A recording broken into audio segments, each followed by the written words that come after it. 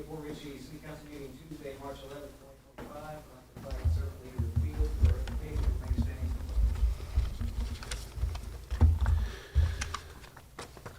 Father God, we come to you. We just ask for wisdom in the name of Jesus. I just want to thank you for the city and for the management and for the council here as we continue to look for the stuff that's on the agenda.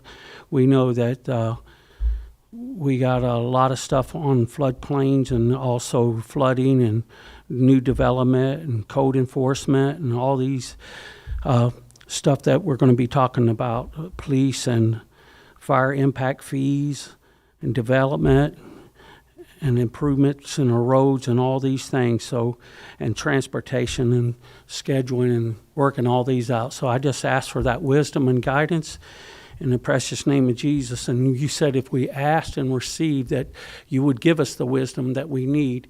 And we want to honor you as we give you the praise and say the Pledge of Allegiance in Jesus' name. Amen.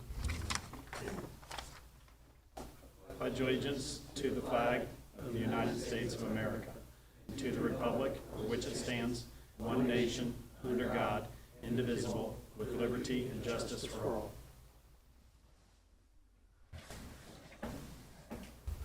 So,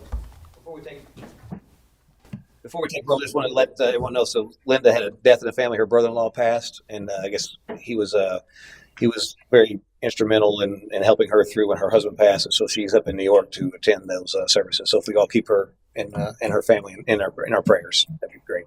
Madam Clerk, you take roll, please. Mayor John Eric Hoover. Here. Vice Mayor Linda Rodriguez. Let the record show that Vice Mayor Linda Rodriguez is absent from tonight's meeting. Councilman David Mueller. Here. Councilman Robert Hubbard. Here. Councilwoman Lisa Burke. Here. City Attorney Nancy Meyer. Here. City Manager Matthew Poplar. Here. Thank you. Okay, we've got several sets of minutes. We'll handle them individually. So let's do the Town Hall, December 3rd, 2024 Town Hall meeting minutes first. Motion to approve town hall meeting. Second. Okay, a motion, a second. Any further discussion? All in favor, signify by saying aye. Aye. Opposed? Motion carries. Next, I need a motion to approve December 10th, 2024 City Council meeting minutes. Motion to approve town hall meeting minutes 12, or city council minutes 12/10/24 and council special minutes. So just the one. This is one because I know I've got one thing to Okay. change the one. Just the one? Yeah. Fine. Okay, is there a second? Second. Okay, motion a second. Any further discussion? Let me just double check to make sure there was one. I don't know if it's this one or the next one, but let me make sure this isn't it before we pass it.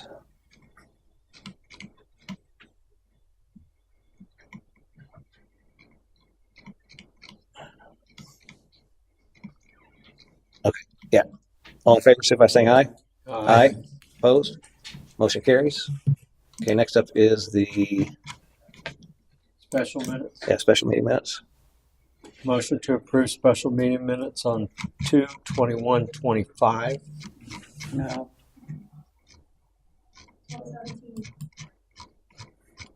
That's 12/17. Is it wrong in the? What's the date it says it's on here? No, it says 12/17 City Council special meeting minutes. That's third set. So I need a motion to approve 12/17 City Council special meeting minutes. It says 12/21, so we're That's- going to change it. Well, no, to there's say- two. There's two. That's after. There's two. That's the next one. I don't see, none in the bookmark. It says 12/21/25 and 2/24. Oh, you're right. In the bookmark, it doesn't show all sets. Doesn't show the 12/17. It's not in there. It's true. Yeah. If you go to the actual agenda, it shows another set in there. And just so you know, so I'd mentioned, because last meeting we had where the table contents bookmarks did not match the agenda. Yeah, there was an update sent earlier. Yeah, well, so there's an issue she's having with, was it Municode, you say, Ashley? Municode's not, I think it was me in the Word document creating the cover page. okay, so she's looking into seeing if there's a way to Municode Okay, can so do that. 12/17/24. 25. No, 24. Or 24, it should be 24. I apologize. Yeah. It's 24, not 25. I've mixed up. Okay, that's why I was trying to approve them all in one shot, and that way we don't have to deal with this. Well, so the problem is if you do that, if there's something that we need to discuss on a particular bench, I have one that we need minor change. Then you break that one out and we can deal with it, right? Well, I can do that. It's better to do them separate. Okay. Thank you. Are we in agreement? 12, 17, 24. I make a motion to approve it. Okay, is there a second? Second. Okay, motion second. Any further discussion? All in favor, signify by saying aye. Aye. Opposed? Motion carries. Next up, we have 221, 2024, or that's 2025, City Council So Special moved. Meeting Minutes. Okay, is there a second? Second. Okay, motion second. Any further discussion? All in favor, signify by saying aye. Aye. Opposed? Motion carries. And then I need a motion for the 2025 City Council Meeting Minutes. So moved. Okay, is there a second? Is there a second? Second. Okay, motion and second. Let me see if that's the one. There was one set of minutes, and I apologize. It said rescinds, RESENDS, instead of rescinded. That was the motion that when we were trying to add Chris to committee. And unfortunately, I'm not sure which set it was. I think it was maybe that one.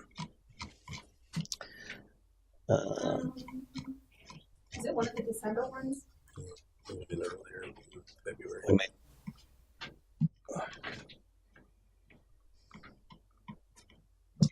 I thought it was maybe this one, but Yeah. I I'll just- look for it. And I'll Yeah. fix it. well, so we're going through this, but so council knows one of the minutes when we had board assignments for Chris, we made the motion, it seconded, we approved it for the CAC. Then we had to rescind that in the minutes. Actually, it had the wrong word. It said rescinds, RESENDS. So I just wanted to make for clarity that motion was rescinded because charter prohibits us from having another a member of that board be on something else. So going back to the 225 by motion second. Any further discussion outside of that? All in favor, signify by saying aye. Aye. Opposed? Motion carries. So from technicality, do we need to go back to that, or is that good for just that? Do you need a consensus or anything to change that word? Okay. Great. Okay, moving on. Comments from the general public. I do have one signed up. Danny Fields, welcome.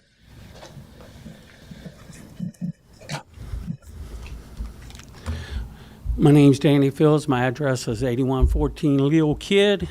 And I wanted to let you guys know, I want to thank you again for your service and your leadership. Somebody Cares has got a 40-day prayer going on. So we pray every day.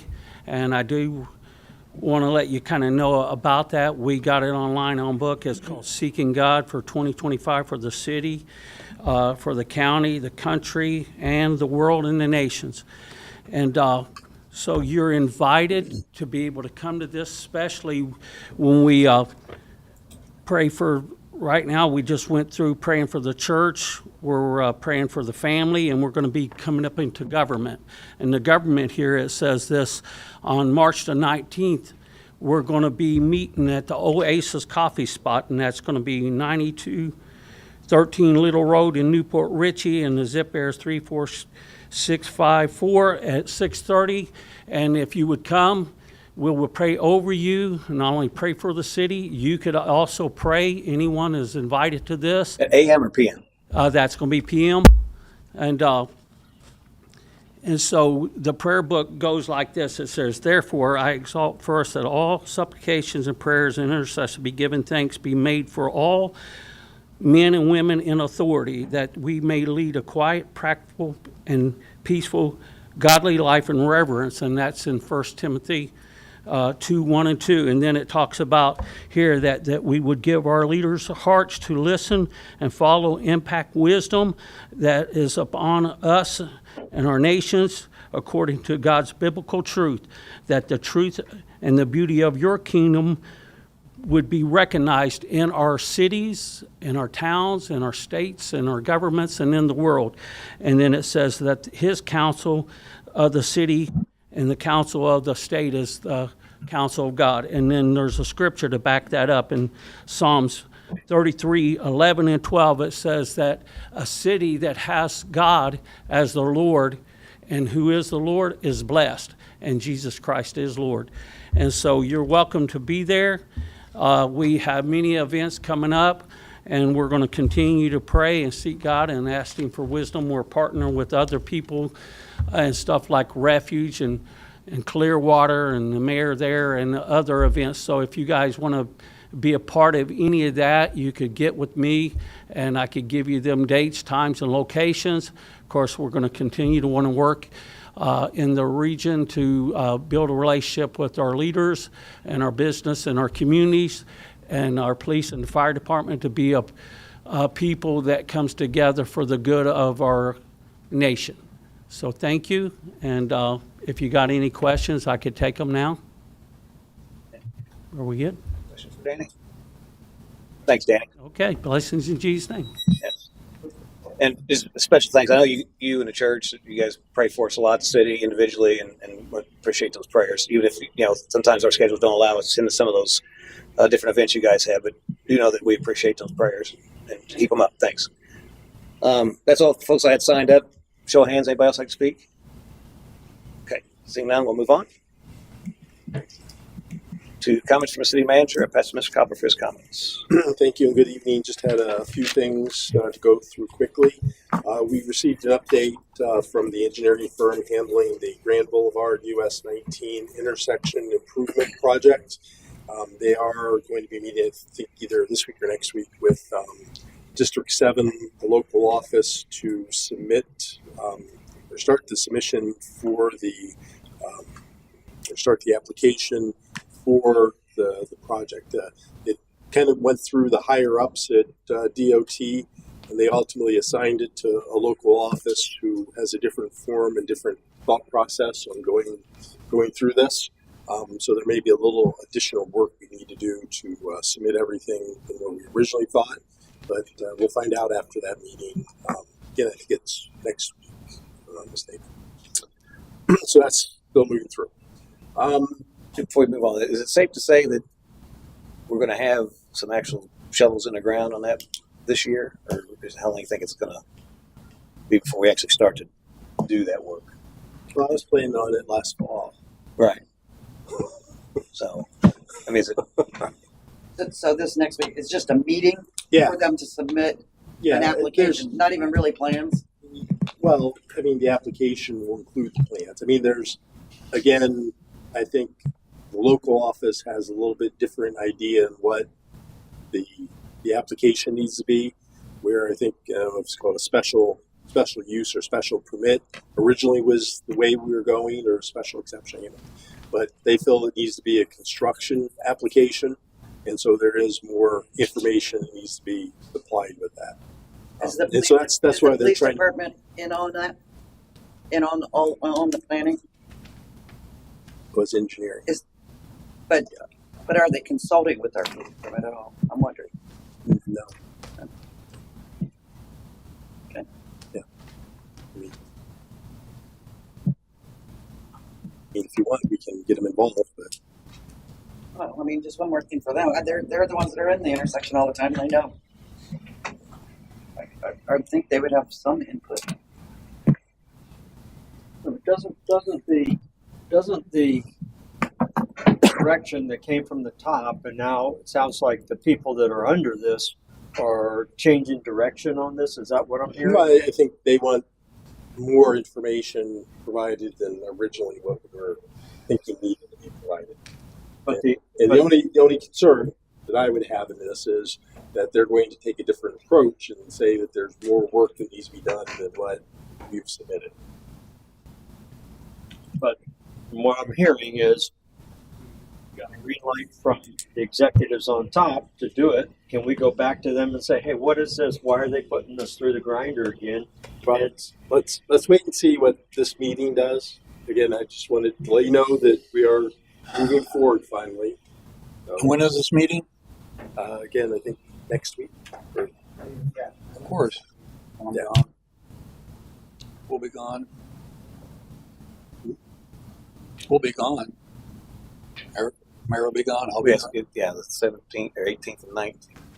Well, 19th, it's 20th. between the 17th to the engineers. 20th. You're not. We don't need. Oh, gotcha. Yeah, Okay. yeah. Well, I'd Again, like to know, I'd like David, I'd really like to know what's going on. Are they scamming us or is this, They're just putting us through the bureaucracy Right, yeah. loop, you know? what's really again, going on let's, here? Let's have the meeting. Let's find out. Again, our engineering firm understands our desire to get this done as quickly as possible. And this is a step that needs to be done, and we can do it and accommodate it and get it done, we will. But And this is Florida, not federal, right? yeah, okay, it's District 7. Definitely. Correct.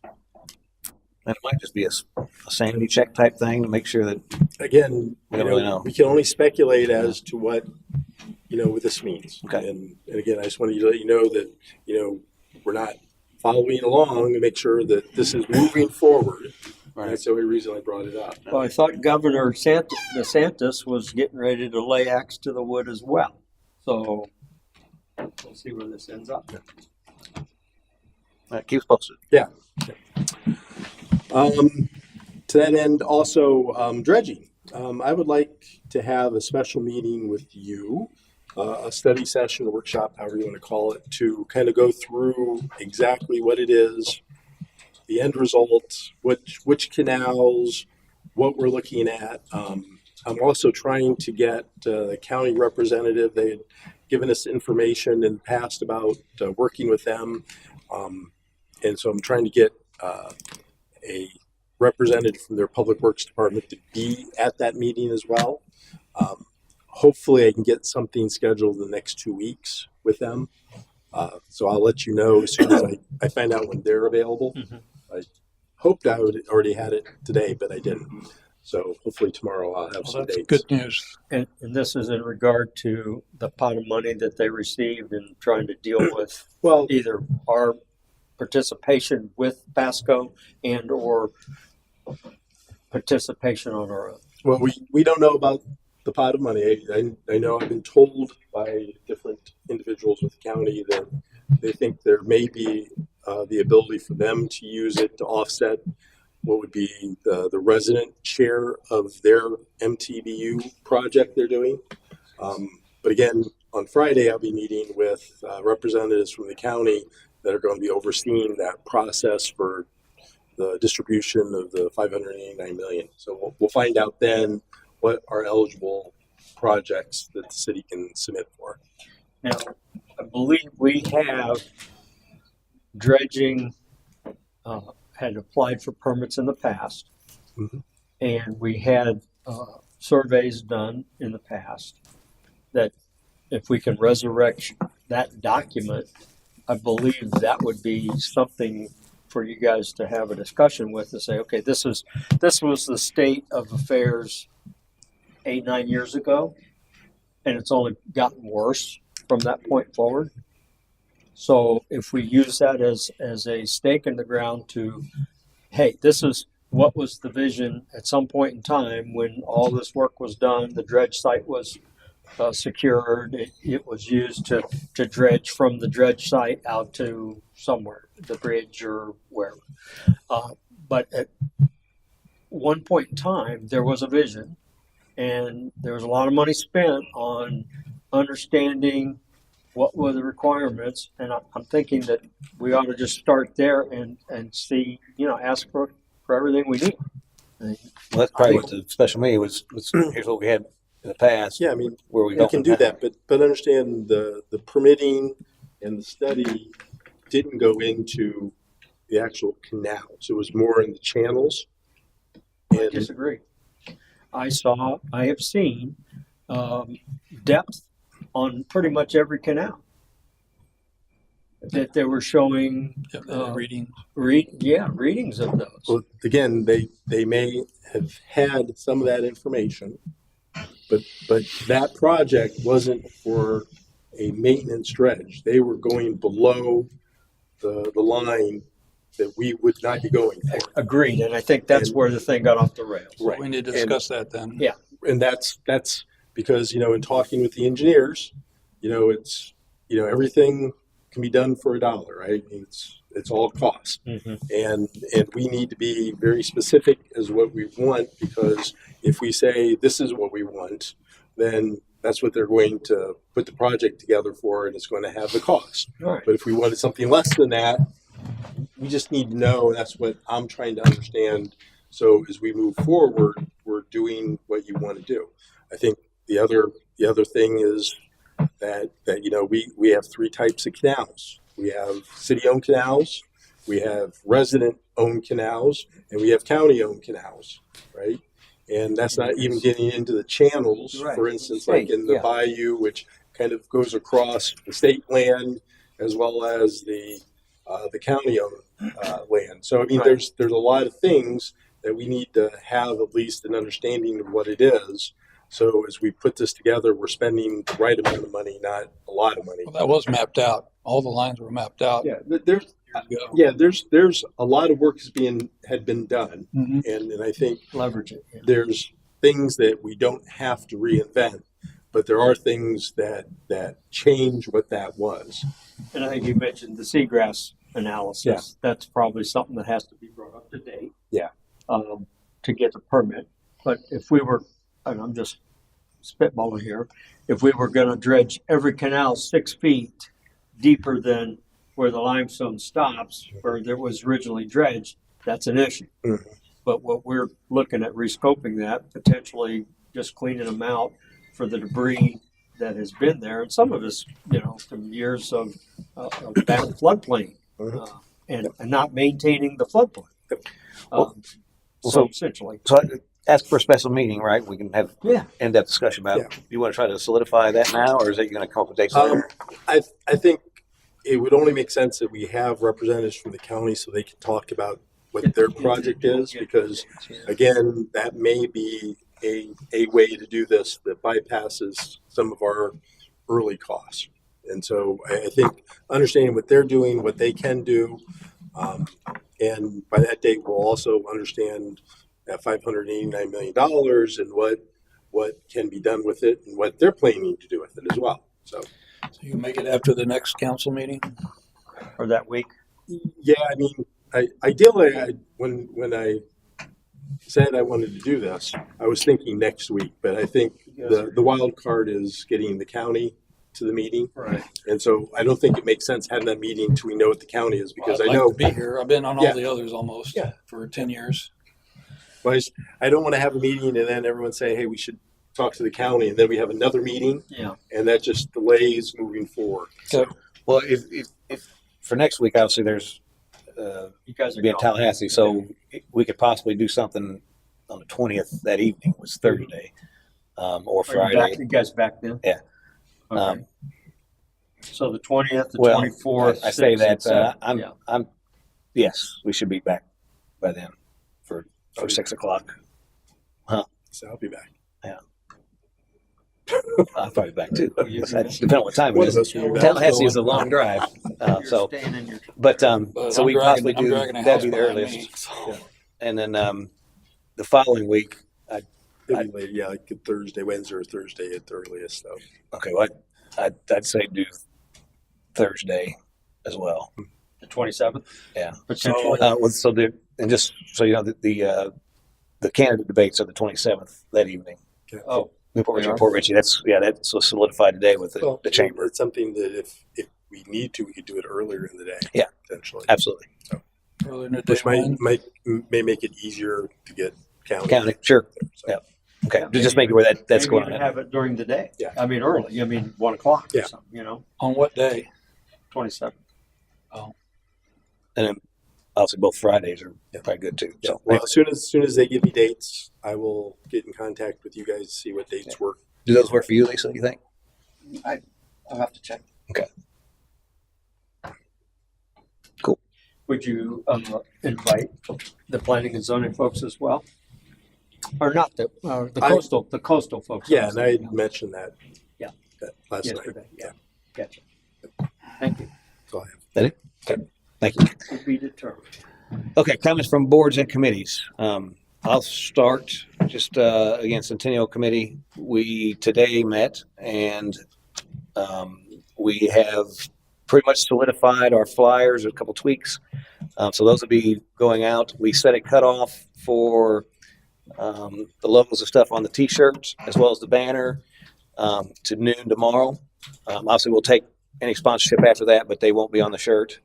They won't if they're a presenting sponsor, which we have one that potentially could be a presenting sponsor. They would be on the banner. They would be on all the flyers. So we're gonna set that at noon tomorrow. So that stuff is going to be pretty much solidified this week. The portal was finished, and so you can go online and pay for these events. That's out there. All the flyers and digital media will have QR codes. It takes you right to it to facilitate payment for all the events. There's a charge because it's done through our vendor that charges I think it's 2 or 3%. 2%, Adam, or 3. So it's 3% charge on all those, but they can do it online at their convenience. Otherwise, they can do a check inside. credit card, right? Yeah. I'll hold off on a conversation till our council comments at the end on Zelle. We'll talk a little bit about that, but for right now, from the committee perspective, we do have that functioning and ready to go. What else? Boards committees. Is there any other boards committees? I think they're on. The CAC meet this month. I think they did, didn't they? They met. I don't think anybody here for an update on that. No. That's Linda. Okay. And then I'll go ahead and cover it here. You'll find an email that Ashley left on Jeanne Rankin, who's interested in being on the Board of Adjustments. If you guys want to take a look at that. And if there's do we need to amend the agenda to action, or can we just action on boards committees? I would probably amend the agenda to make it clear that you're Okay. going to do it and then have the vote. So if we're interested in actioning this, we can go ahead and, if I get a motion to amend the agenda to add, So there's 2 openings. There's 2 openings on Board of Adjustment right now. there's 2 openings. Is there any interest in action this now? Sure. So I need a motion to amend the agenda to add. Jeannie Rankin. Okay. Second. Okay, motion second to amend agenda. Any further discussion? I'll second it. We already got that. I'll get that. Okay. Any public comment? Seeing none, put a vote. All in favor, signify by saying aye. Aye. Aye. Opposed? Okay, motion carried. Amended agenda. So now if I could get a motion to add Jeanne Rankin to the Board of Adjustment, if you so choose. Motion to add Jeannie Rankin. I'm not sure. Is it Jean or Jeannie? Jeanne, I think, isn't it? Jean. Is Jeanne? Yeah. Was that you? Oh, welcome. Motion to add Jean Rankin to the Board of Adjustment. There's a second. Second. Okay, have a motion second. Any further discussion? Any public comment? Okay, seeing none, bring it back for vote. All in favor, signify by saying aye. Aye. Opposed? Motion carries. Welcome to the committee, or the board, I should say. Okay. Next up, we have the consent agenda, item number 2 for March 11th. Looking for motion. Motion to approve consent agenda for March 11th, 2025 council meeting. I can second that. Okay, motion second. Any further discussion? Yes.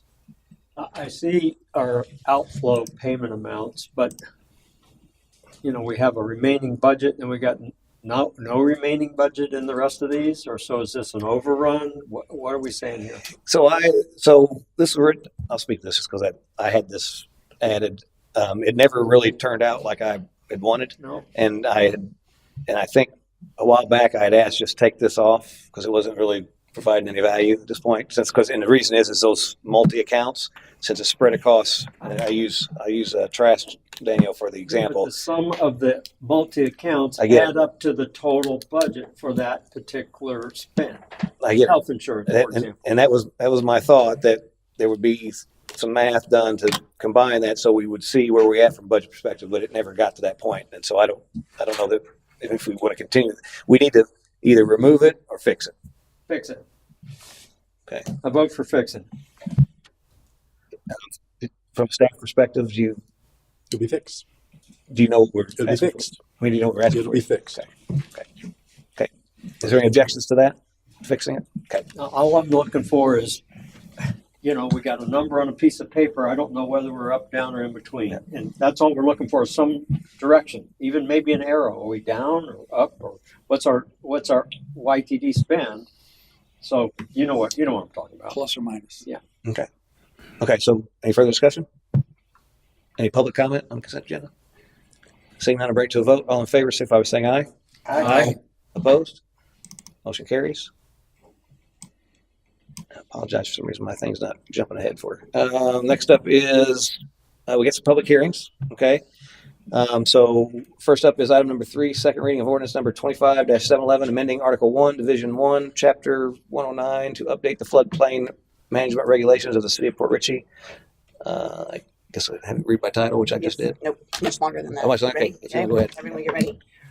Ordinance 25-711, an ordinance of the city of Port Richey, Florida, amending Article 1, Division 1, Chapter 109 to update the date of the study to support the city's basis for establishing flood hazard areas, to remove the requirement to evaluate previous permits and substantial improvement and substantial damage determinations in Article 1, Division 3, Chapter 109, update definitions in Article 2, Division 2, Chapter 109 to correctly define appeal, remove declaration of land restrictions, and modify the definition of substantial damage and substantial improvement for consistency with modification made in Article 1, Division 3, Chapter 109, add more stringent requirements in Article 3, Division 1, Chapter 109 to 1, increase the minimum building elevations on residential and non-residential buildings, 2, limit contents within an enclosed area, 3, address floodproofing and foundations in coastal A zone, 4, require registered design professionals to design dwelling foundations, and 5, require anchoring and elevation of replacement equipment, adding Article 3, Division 5, Chapter 109 to allow the use of temporary shelters pursuant to Section 1.163.0335 Florida statutes, and to clarify Article 3, Division 5, Chapter 109,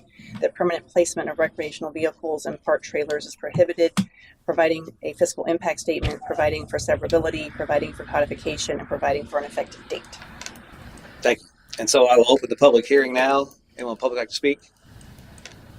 Seeing none, I will close the public hearing and open up to council for a motion and our discussion. Motion to approve second reading of ordinance number 25-711. Okay. Is there a second? Second. A motion and a second. Any further discussion? Seeing none, let's put the vote. All in favor, signify by saying aye. Aye. Opposed? Motion carries. Next up is item number 4, second reading of ordinance number 25-712, amending Articles 1, 2, and 5 of Chapter 10 of City of Port Richey Codified Codes. I'll pass it to Nancy for a reading.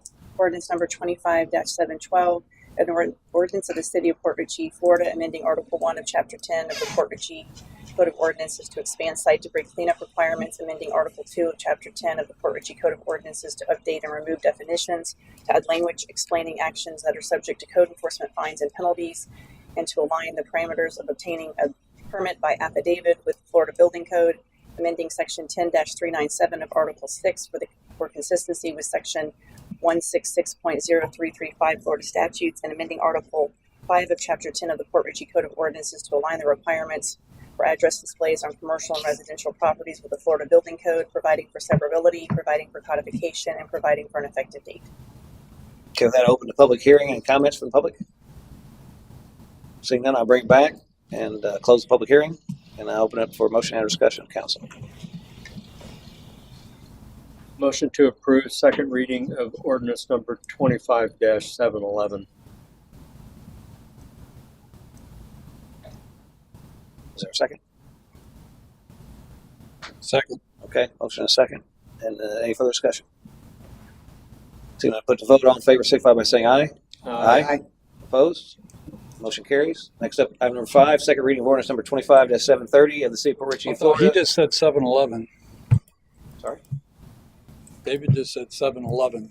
712. It should Well, be you didn't say 712. that though. You Yeah, said you're right. 7-11. Oh, do we have to redo it? 7-12. Redo it. Just redo it. Yeah, go ahead. Yeah, well, I have So if we go back comment. and make that motion for Motion right. to approve second reading of ordinance number 25-712. Okay. Good catch. And I do have a comment to make on that. Okay, well, is there a second? No, you want to second it, but something needs to be changed with that. Well, we can if you second it, we can make the changes. Amend the I'll second motion. Okay, so I got motion second. Now, what's the discussion?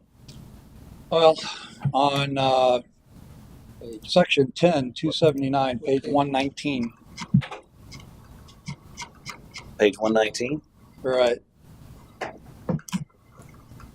Section 10, 279, B, boat slips may not exceed into or extend into the building lot or property more than 22 feet and shall not shall be set back 25 feet from adjacent side property lines and shall not be wider than 15 feet between remaining walls. That just wiped out about 80% of our property. So this has been there, right? There wasn't anything changed here. So what I would recommend, and probably attorney as well, this is a second reading. If we was to modify this, it would have to go back to first reading. And so we would be better served to approve this as it is. And if you want to address a specific portion of this, we bring it back for another agenda topic. Well, that's not the only thing. And we can, same thing. Okay. If we materially change this from what we already did, we're going to have to So go we'll back to put the everything process. there and we can just address those later. And things like that you see, let me know, and we can try to fix them. Yeah. Now, if you would have caught that on the first reading, that'd been a I good know. time to do that. But since we've already, Well, I was an advocate of this, and I didn't read that part of it. I missed that section, but there's another section here I also missed. It's just completely impractical. yeah, and I'm not opposed to talking about anything within these ordinances, but again, Okay. since we're in second reading, we're just going to hold up the other changes. Oh. If I may, I'll remind you that you will be seeing this chapter again because we're going to bring seawalls and all that stuff back, and that might be a perfect time to address the things it looks like you're looking at When will you bring that back? as soon as it gets drafted. We're working on it again. It has to go to P&Z again first. Okay. So, a motion, a second. Any further discussion on that? Okay, I'm going to reopen the public comment. Oh, sorry, it's a public hearing, so it's closed. All in favor, signify by saying aye. Aye. Opposed? Motion carries. Next up is second reading of ordinance number 25-730 of the City of Port Richey, Florida, amending Chapter 113, Article 3 of the Port Richey City Code of Ordinances to update the police and fire impact fees, remove obsolete definitions, correct scrivener's error, providing for severability, providing for codification, providing for effective date. I'll pass that to Nancy for We've reading. done it. Okay. Did all of it. Consider it read. Yep. I'll open a public hearing. Any public comment? Okay, seeing none, I'll close the public hearing and open up for council discussion and or motion.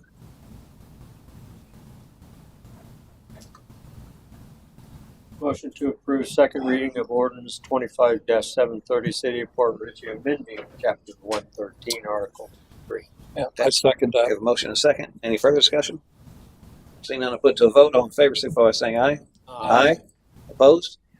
Motion carries. Next up, item number 6, second reading of ordinance number 25-731 of the City of Port Richey, Florida, amending Chapter 113, Article 2 of the Port Richey Code of Ordinances to rename the new development fair share contribution for road improvements to transportation impact fee, replace calculation of the fair share formula with a transportation impact fee schedule, increase the transportation impact fee, providing for severability, providing for codification, and providing for an effective date. Is there any further reading for that? Okay, consider that read. I will open the public hearing now. Anybody like to comment? Seeing none, I will close the public hearing and open up for motion and discussion at council. Motion to approve second reading of ordinance number 25-731 of the City of Port Richey, amending Chapter 113, Article 2. Second. I'll Had motion second. Okay. Lisa had the second. Yep. Any further discussion? All in favor, signify by saying aye. Aye. Opposed? Motion carries. Next up, council business item number 7, approval resolution number 25-19, adopting a transportation impact fee schedule, providing for severability and providing for effective date. I will pass it to Mr. Cobb for introduction.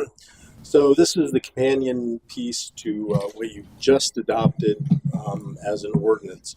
So the ordinance requires council to set the transportation impact fees, and attached to this resolution is said impact fees. And like the others, this was put together by Stantec during their review of all of our impact fees, and this is their recommendation. Looking for a motion and or discussion. Motion to approve resolution number 2519, adopting transportation impact fee schedule. Second. Okay, motion and second. Any further discussion? Any public comment? Can you explain that to me, please? The Just in layman's terms, who's affected by the transportation impact fees? So just like any of the impact fees, so it's new development. For new development, Yes. not existing developments. Correct. Okay. Thank you.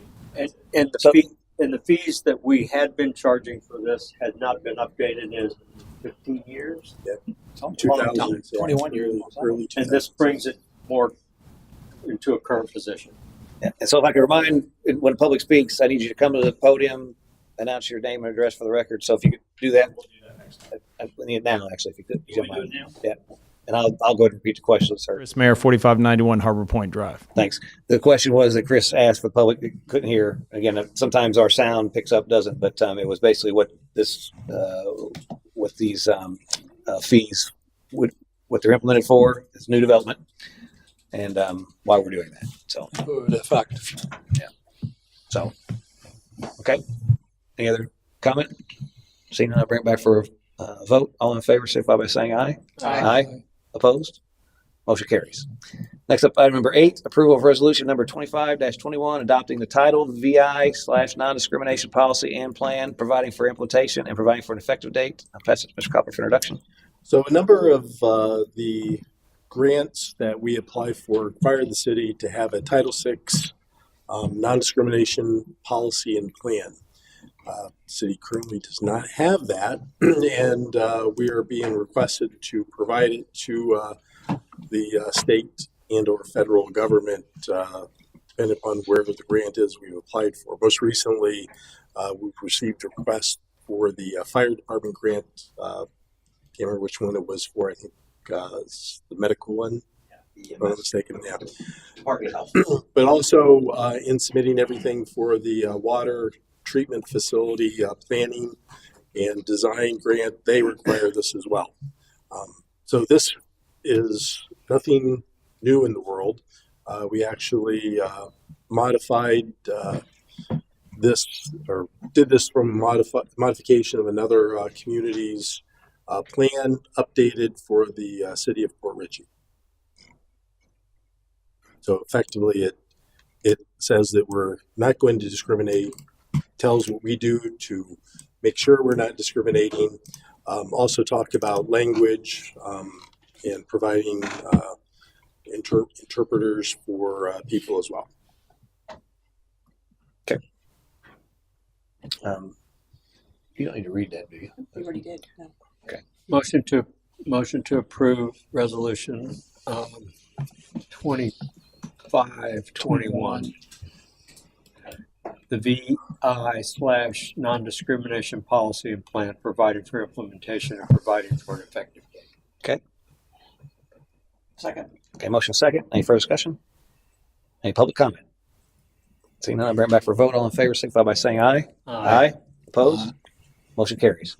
Item number 9, approval of resolution number 25-22, authorizing the submission of a hazard mitigation grant application to the Florida Department of Emergency Management for the development of a stormwater master plan, authorizing the city manager to submit the grant application and execute all documents related to the application and grant administration, providing for conflicts, providing for severability, and providing for an effective date. I'll pass it to Mr. Copper for introduction. Yeah, so I believe I had said to council that we made an application to FDM, the Florida Department of Emergency Management, through their hazard mitigation program for actually the title is a watershed grant, but it's for a stormwater master plan. They are now going through the process, which is great news. And they sought to get some additional information, which we're providing, but they also wanted a resolution from council saying, one, that we are allowed to submit the application, and also naming me the individual to sign all the necessary documents. Okay. Open up for motion and discussion. Motion to approve resolution number 2522. Second. Okay, motion and second. Any further discussion? Open up for public comment. Seeing none, bring it back for a vote. All in favor, signify by saying aye. Aye. Aye. Did you vote, Bob? Aye. Okay. Opposed? Motion carries. Next up, item number 10, addendum to interlocal agreement for Pasco County Consolidated Communications Center between Pasco County and the city of Port Richey. I'll pass it to Mr. Copper for introduction again. Thank you. So, as council's aware, we had received direction to move our dispatch services to the county. One of the steps along the way of this is signing on to the interlocal that created the countywide dispatch. Our part of this agreement is an addendum. So there's a master agreement out there, and this is an addendum to that. Just as each of the other cities that have already joined had to do an addendum to be able to sign it. And so the next steps, should council approve this, the next steps really are the more implementation pieces where we'll be setting, what ultimately that date is for the changeover, as well as making sure that, our service level requirements are well known and understood. I know at least the fire department has been working with the county on a lot of this already, and we'll be finalizing everything with the police department shortly as well. And once council approves this, it will then go to the communications board, which is made up of all the representatives of the different communities that are on it. They'll approve it, and then it'll go to the county commission for final approval. Thank you. And so, and for transparency, this was on last agenda. We were down to just 3. We didn't have enough votes to pass this last time, so we tabled it until we had a full council. And so that's why it's here again to move forward or not. So look for a motion or discussion. Motion to approve the addendum to interlocal agreement for Pasco County Consolidated Communication Center between Pasco County and the City of Port Richey. Second. Okay, motion second. Any further discussion? Yes. For the record, I want to get the information in the summary on the record, because there was some confusion what was going on, and people evidently they don't listen or pay attention. But what we've got here is 3 different models that were presented. One being to staff internally, and to do that, to have proper management over the individuals there and provide the right amount of staff. The recommendation is to provide 8 bodies to do that at a cost of $555,000.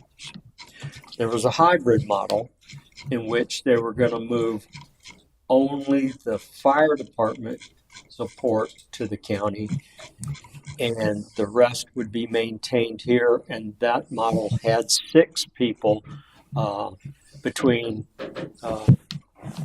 our own dispatch and county at a cost of $500,000 annually. And then the county model, which all of it would move to the county. We retained the 4 people in our current dispatch and provided the county would turn over all that activity, and that cost came out to be, let me get to that, came out to be $371,000.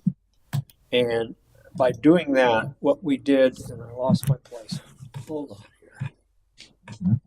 What we did is we have a backup. We have a backup with the county. They've got 2 facilities in their emergency management center. We also have those people that would be released from most of their duties, and they would be restructured in a way to accommodate those things that need to keep the police office and things open 7/24. Okay. So at the end of the day, this council made a decision to move to county for $371,000. The 2 other options were more costly and probably less. We had less support doing the dispatch with the county. So that was the recommendation this council looked at over the summer. In July, it came around, and that's why we're moving forward with the $371,000. Yeah. So we're going to vote on that now. Yeah. And one thing just to point out on, if we were staffing in house, we were just going to have 2 per shift or 1 per shift dispatcher.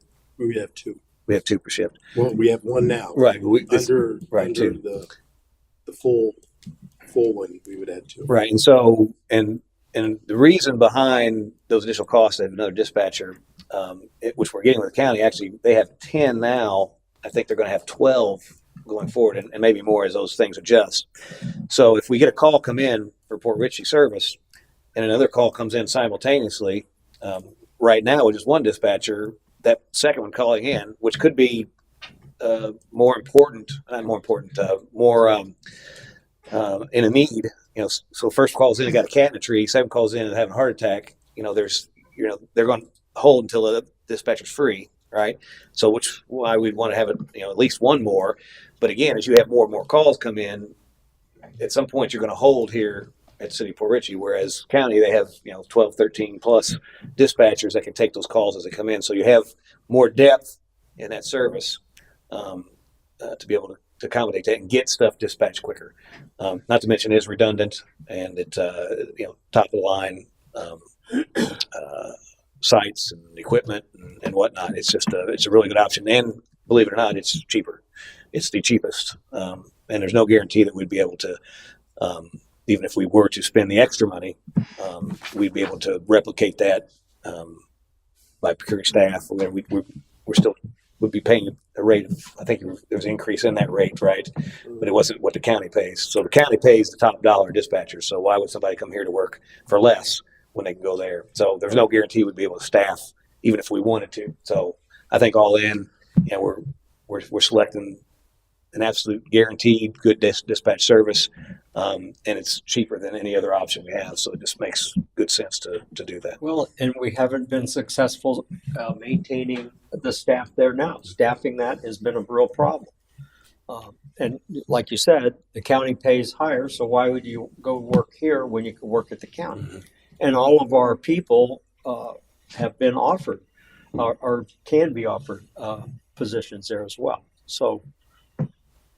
Yeah, and the only thing I'll add to, and again, just while we're talking about it, is I know this has been, one of our board members obviously is against this, and some people in the public as well are against it. But I think it's more of a lack of understanding. The reality of it is we're not going to have any additional hold times. I think the Pasco County Sheriff's Office gets somewhat of a bad rap because of there's several calls in queue a lot of times. That doesn't affect our dispatch. When it comes in, if our officers are available, if our fire is available, they're being dispatched immediately, regardless of what's happening in the county. And I think that's really the misnomer. And really Pasco County the Sheriff's Office uses that dispatch. It's not part of the Sheriff's Office. They have a contract similar to that, right? So all the cities and county use that consolidated dispatch service to dispatch. And so each individual city, whatever, has their own availability, and one doesn't impact the other. So that being said, and there's discussion. Any public comment? So now bring it back for a vote. All in favor, signify by saying aye. Aye. Opposed? Motion carries. Okay, next up is item number 11, discussion of building fee waiver for homes damaged by hurricanes Helene and Milton. I'll pass it to Mr. Copeland for introduction. So in October 2024, City Council approved a waiver of building fees for residents repairing storm damage caused by hurricanes Helene and Milton. This measure was intended to provide financial relief and expedite recovery efforts for affected homeowners. The waivers are set to expire in early April, and we need direction from council on whether you wish to extend this or end it, because if you're going to extend it, we're going to need to come back with a new resolution to do that extension, which the next meeting on the 25th, we would be able to do that and be in place when the earlier one is goes out of the form. Since the approval of the fee waiver, the city has issued 205 permits. Still 70 or so permits are going through the process under this program, resulting in a total of $217,654.99 in waived fees. The improvements associated with these permits represent an estimated $307,797.69. I do have a question. I think I've asked this before, but I don't remember the answer. with us waiving the fee, is FEMA reimbursing any of those fee waivers? So it actually this actually hurts us in the reimbursement from them, because what they'll do is they'll look at our total cost for whatever it is we're going to claim through the building department, and they're going to say, okay, let's say it's 500,000, just for example. What they're going to do is then take off the value of the waived fees. So in this case, $217,000, and we'd only be eligible to get the difference between the two. Right. So I guess because we had the ability to make money, or not make money, but to Pay recoup for it, costs for that, Yeah. they're going to penalize us for that. Correct. We didn't take that opportunity, and so we're not reimbursing it. Correct. Okay. So we need direction on what you want to do. Well, there are a lot of people that they've been fighting through the insurance and everything else. They haven't even got to the point to get permits. So personally, I think it should be extended. Yeah. And actually, as well, the one thing I was going to ask, is there a reason we have to set a definitive time frame? Can it not be perpetual based on if it's Hurricane Helene or Milton? It's no cost. Do we have to set a time frame? And like, if you get an example, Newport Richey, I think they stopped there sometime in mid-January, and there was an individual that, and again, I don't know the ins and outs of this, but supposedly they applied for that permit before the deadline, but they hadn't been granted yet, and so the delay of again, I don't know if this is all true. I'm just saying this to avoid these type of things. Because that time frame expired and they hadn't been issued a permit yet, then they were being told that they would have to pay for that because it's based on when they applied for it, which seems wrong to me. But it was based on when they actually received the permit. But again, if the goal is to help these people get back in their homes and do that for these hurricanes, why is there a time frame that's necessary? Why can't we just say if it's because of this in perpetuity, it's waived? I would defer to the city attorney on that. I don't know if you have to put an end date on it, but I would highly recommend you do. First, you don't want it to get lost. You don't want it to be forgotten, and all of a sudden, everyone just thinks, for whatever reason, we don't have permit fees. Right. Things get muddled. I think the other thing you should think about, and I probably more of a question for code enforcement or building, at some point, there are people fighting with insurance, so that's a reality. But at some point, you're also all you're going to have are the people that got caught doing it and have been told to go get a permit, and you're now rewarding them by not making them pay the fees for their permit. And the only reason they're here is because they have code enforcement actions against them or something like that. Well, I think We try to capture that. As if, I think it said, but a code enforcement proceeding is going on. But, sometimes it's not a code enforcement proceeding. It's a conversation with code or building. So I think it's always better, something like this, so it doesn't get forgotten, lost. The idea is, to help people for a time frame, but then obviously get back to the business of the city. Because although you don't make money off this, you do make money and it helps fund your department. So you have to keep that in mind too. So it's better to revisit it and make sure you still want to do it. Bring it back, keep it on the checklist to make sure it doesn't get lost. Would be my recommendation. Well, I just don't want to extend to an arbitrary time period, and then somebody, because of special circumstances, they come back and then they finally are able to move forward, and it's past that time because we're not necessarily, I guess, going to know if everybody's been taken care of or not because of their insurance situations and all that. And so it's incumbent upon us to continue to extend till we know that it's covered everybody. So I don't know what the answer is there. I don't think there is a good answer. I think that's part of the unfortunate side effect of something like this. You probably have helped. I think Matt said how many people you've already helped, and a lot of people did get help. There might be people that get left out if for some reason they didn't do it already, whether it's their own decision or it's an insurance issue. It may come to a point that you can't capture all that. Okay, and let's think of the other thing. You leave it open. You have another storm. Right. They're going to say, no, it was this prior storm. Now you're waiving fees for different storms. Right. You just need to have it has to end. It would be better for at some point this to be a done date and hope everyone can get in before that date.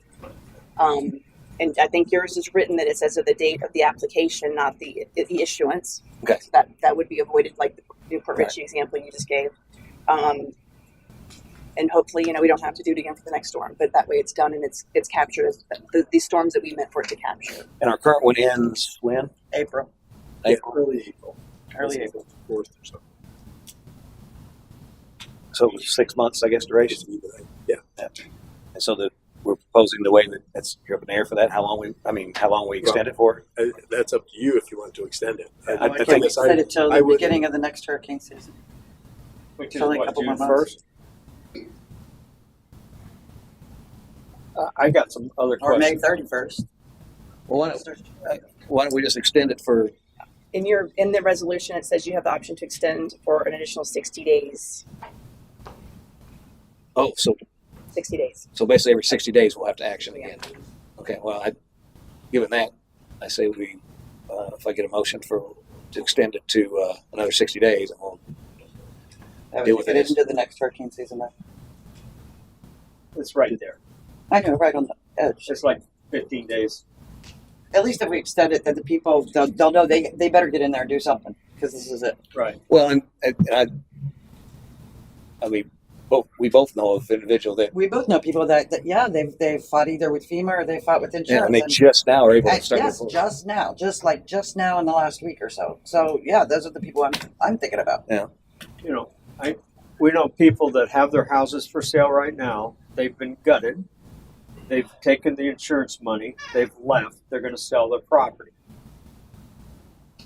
So now, the new property owner is going to try to come in and say, We're not waiving it for them. "I would think not." They can't But do that, there's a lot of anomalies here. can they? One of the other things, I thought I heard somewhere in the neighborhood of 700 homes were damaged. 800, I think it was. Huh? What's the number? Homes is I think it was 756. okay. 756, and I heard 205 plus 70. That's 275 permits. So we've got a big gap of missing permits. For whatever reason, we do. And this is just simple math here. Somebody's going to come in like FEMA and say, well, where's the rest of them? So I think there's a bigger issue. One, we're not connecting the dots. For whatever reason, people aren't aware. People are doing it anyway. Well, we can't make people do the repairs either. Like you said, No, people that are just going to sell, that's but just it. You I can't. think that's a separate issue. We've got to work on that. That's an in-house thing. And then what about homes that are being leveled and raised? I've seen several empty lots. What's happening with those properties? Was that caused by the damage? Now you're building a whole new structure in some It's cases. a different permit. I was going to ask you, do you want to talk about that during this? Well, if we're going to do it, That's a we lot of need to other amend this scenarios. in some way. Okay. Aren't we getting into lots of scenarios? Could be. Well, This is all flood-related permit, Oh, I right? know, but so I think what I'm hearing is that we all definitely want to extend the time frame. I think that'd be good. Right. And then Any objections to extending it? No. Right. And so we're calling it a max of 60 days. Is there any objection to the 60 days? No. Okay. So let's move forward with that. Before we do that, though, there's some other discussion topics that we probably need to talk about within this relief. So as you may be aware, Pasco put out a thing that they're actually covering through some mechanism the demo costs for their residents. It doesn't extend to the city, and so I just heard back from Mike Carbala today. He's supposed to be getting somebody in touch with me to kind of see what's going on with that. He's recommitted to getting that information to me. Matt's been doing some work as well with the county to find out, because there's CDBG-R money that is available potentially for some of that, and so that may be an avenue they're using. But I think I guess the premise of the discussion is that if we can find a line to a funding source to reimburse people, is that something we want to entertain doing as well to provide that demo cost? Again, contingent upon if we find a funding source we get reimbursed for it. But that doesn't have anything to do with this, right? Well, it can. But it doesn't right now. It doesn't right now, but if we wanted to entertain that, they could possibly work that into the extension. Right. Building fee. I thought you were talking about building fee, not new construction. I think you make Oh, it that's another mention aspect. and then So, you look into that. So, Yeah, that one more than what you just said. okay, well, so more so this other topic I discussed. So that's one topic of discussion that I mentioned, and maybe that's a separate topic once we get a funding source. Okay. The second topic of this is for the people that are substantially damaged and they want to raise their property. Okay. Because they're raising the property, and I even say if they want to cut the roof off and build on top of it and turn the lower level into. that's one option. Yep. So you can either raise the property or you can build on top of it. That's the two mitigation strategies. Right. Those don't qualify for the current waiver because that's new construction.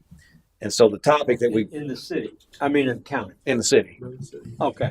and so Well, The time out there, because I argue that if you take and I'm just going to pick a 1,000 square foot home that you already paid impact fees on that lot at one point in time, you scrape it and build another 1,000 square foot home, and this one's elevated, you might have an incremental part, but essentially you're replacing like for like just on a different elevation. but it's from the technical aspect. Currently, it's new construction and it's not waived. So that's the conversation we have. Do we want to? I don't know. I mean, that's what we're doing is we're charging for that right now. Yes. And I would say, and I've bought many homes where I've leveled the lot and didn't pay any impact fees to build another house on that lot. We're not talking And about not talking about impact fees, talking about permit fees. Yeah, the impact fee is going to stay with the property. Yeah. So whatever size house you have, if it's 1,000 square feet, the impact fees that were paid are going to stay there. So now if they go with a house that say is 1,200 square feet, you're going to pay an impact fee for the 200 square Right. feet extra. That makes The sense. other part is already still there. Right. The problem is if you allow them to knock a house down and build a new house for nothing, because that's what it would be by not having permit fees, you're still ending up, the building department is hemorrhaging. No, I get that part. That's that And- part. But the impact fees has nothing to do with that side of it. Okay. If it's 1,000 square foot house, impact fees have been paid. If they put 1,000 square foot, they're even on impact fees. Right. So all you're really doing is looking at the actual construction occurred. That's it. Okay. So I think there's actually three. So I mentioned the raising and the building on top of, and then the third would be demolish and rebuild. Okay. So all three of which are considered new construction from our policy. And so For the purposes of permit. right. So, and some people's argument, and a very good argument, is that, well, I wouldn't be doing this if I wouldn't have been substantially damaged. I'm being forced to comply because I can't fix my house at base flood elevation. I have to raise it. I have to get it out of the floodplain. Get it out of the appropriate. Well, they're getting some Right. relief from the impact fees, which is typically the lion's share of this, isn't it? So, You're still just kind of put it in the numerical order here. The average for a $400,000 home would be around $13,000 of building permit fees. Permit fees. Not impact fees, just building permit fees. What would impact fees be on that if it was brand new construction? very, very Do the on the side. calculation on that. I mean, again, we're assuming that there's a house there. Right. It's not empty. So I guess the question is, does the council want to provide some relief? Not, it doesn't have to be free. It could be 50% off or whatever. Do you want to provide some relief for those scenarios where they're complying, they're putting their house in the air, and give them some either a total fee waiver or partial fee waiver because they're complying? Now, I will say that, and correct me if I'm wrong, Tony. So if they do that, that probably triggers a reassessment. Yes.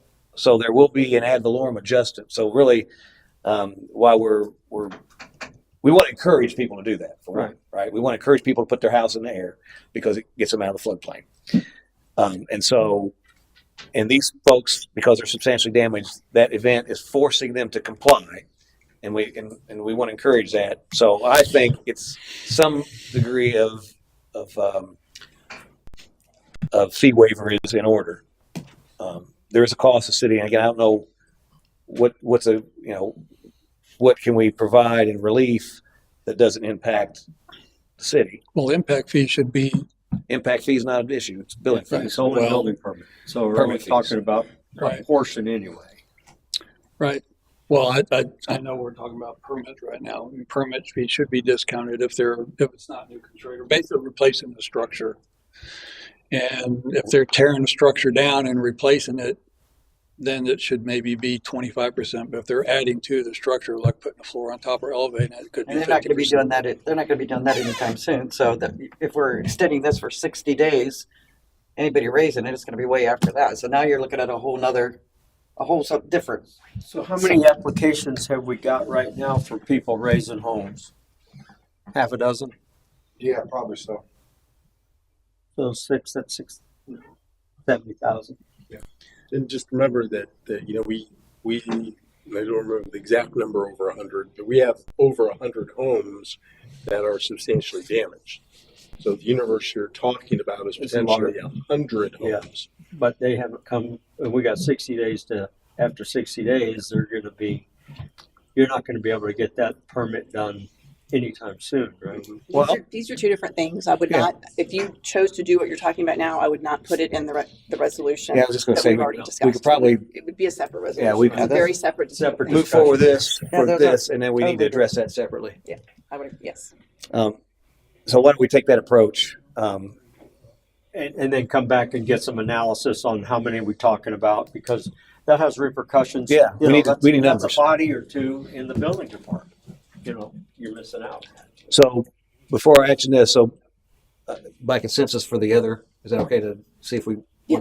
So by consensus, is there any objections to have a further discussion about the new construction aspect of substantial damage?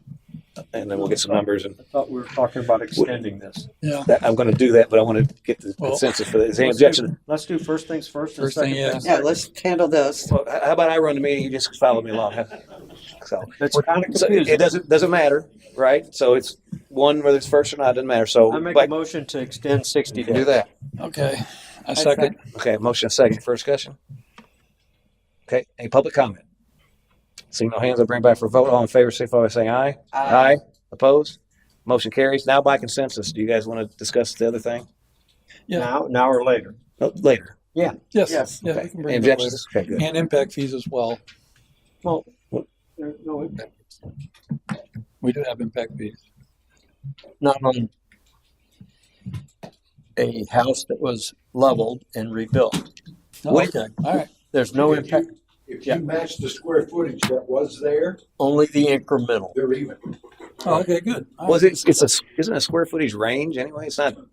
Mhm. Isn't a square footage range that because you got a single family home impact fee. No, for impact fees for, your traffic, all that stuff, they go off of the square footage of the building. So 1,000 square foot. If I change 1,001, there's an add. Incremental, yeah. 1 square foot, it's incremental. I was charging an impact fee and I was not adding square footage. I was building a new house at the same footprint though. And there was an impact fee on that. Was the same square footage? Yep. Actually, it was a little bit smaller. Well, let's put it this way. Had the impact fees changed since the time That you could have took been. one I don't down? know, and rebuilt? 2019. I don't know. Okay. Well, so specifically, what you want to talk about? Impact fees. Well, he says there isn't any. So For the, right. then there's no Okay. discussion. then. So we're going to come back and talk about the other thing. Okay. All right. Okay. Next up, item number 12, discussion of old business. Is there any? We got any updates on the bathroom out at Brasher? No.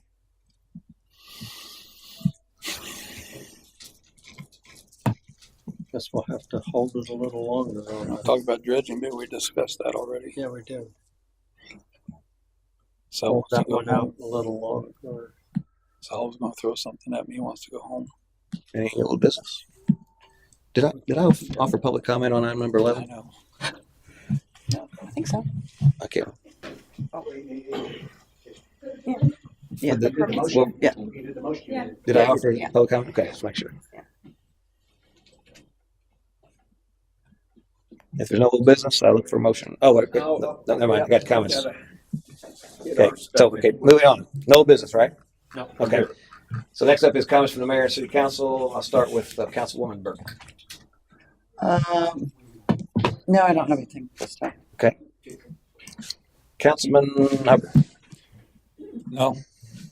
Councilman Mueller. Good, I'll use all your time. You can have all you A want. couple items. Last year, about this time, we went through a goal planning process. Maybe it'd be nice to have that come back around and see where we're at, tracking, see where we accomplish some of these, and maybe some ideas to have new goals or additional goals set. So anyway, just maybe we ought to circle that back around by next meeting. I'm also aware that the CAC meetings are the only ones that are not recorded. My recommendation would be is we record them all, we do all or nothing. And since we're doing most, maybe that one needs to be on there too, because I can't attend that one sometimes and I'd like to know what's going on. The only reason that was probably not recorded is because Ashley's not here for that. The only committee that I'm not on. So since they have their own secretary, Well, the committee yesterday, she was here. CAC is the only one that has their own separate secretary. Right. But there's no reason you can't teach them. so the question is would the secretary or would that committee, without you being here, is there ability be for them to recorded, yeah. set up? I would say it'd be probably difficult for folks on that committee to Way run that back, equipment. remember Bill Colombo used to record it himself and then he would put it up later. I just think that this is a very simple solution. Somebody ought to be able to figure that out. Well, it's a simple solution if you have somebody to execute it. So again, Ashley right. attends a lot of meetings. And I'd like to see it recorded so that the people can see what's going on. I mean, I think it's an important thing for our community, and yet I don't know what kind of attendance is happening there, Right. and, No, and people would probably like to know. Yeah, I agree. I would like to see it recorded as well, but that's the reason it's not is because Ashley's not at that one. And so I don't know, do we want just any committee member that's trained or whatever to potentially mess up the system? Because that possibility would be there if you had somebody other than the clerk or some staff run it. That's the only reality. So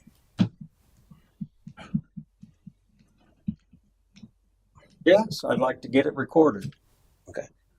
I think we can figure something out. And discuss it with Matt and Sal recording. yeah, could you guys take a look and see what possibility we could do to make that happen and bring back a recommendation? Sure. Any objection to that? Let them see how they can provide that. No, that's fair. Next one, there's a property located at the corner of Quist and Old Post Road that has a failing seawall, and the property has never really been renovated since the first hurricane over a year and a half ago. At one point in time, there was some discussion about taking that property to the Salmon Blight. I understand the property changed hands and now we got to start the process all over again. That doesn't make sense to me. I don't think they ever started the process. Okay, so they never started the process. Yeah, it was on the list of, I think there was 6, I think originally. 3 of them, we went through the process with 3 of them, and we're going to be starting the process with the next. Okay, is this one on the radar somewhere? Yeah. Okay, cool. That's all I need to know. And we had made a effort to exempt trailers and travel trailers and stuff like that for a 6-month period. That coming to an end also in 6 months. Is that something that we would need to extend for trailers and boats that people have not been able to get back on their lifts or whatever because of, whatever. I know people are still living in their front yards too. So I think that really needs looked into because that can be abused.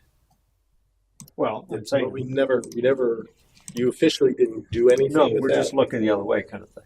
Yeah, and I think, where we're at now is related to those places that have building permits. Obviously the Sure. building official can look at that and say, you're in that process, so we can, extend it if necessary. And I don't know, and I know the previous building officials extended those type of situations. And so those in the building permit or in the construction with the building permit, those would be let go, obviously, until they're completed. I think that's another avenue to remind people that haven't got their building permits that they need to get moving on that. So like I said, we really didn't officially announce an exemption, but we are acknowledging the fact that a lot of people are in that situation and they need some relief. Right. So, But again, I think there has to be an end at some point. It's not it's 60 days after the. Yeah, and I agree that it'd have to be verified because we have in this city people living in campers that were living in campers before the hurricanes in the backyards of houses, and nothing's being done about it. Right. They're just been living there for a year, and then more campers come in and more campers come in, and they're not hurricane damaged. So I think you got to be careful with that. I'm good. Get it? Yeah. Okay, I do got a couple things. Let's see where to start. So I had one individual reach out to me who's a veteran, and he was wanting to get involved and actually help and ask if we had any kind of program here at the city.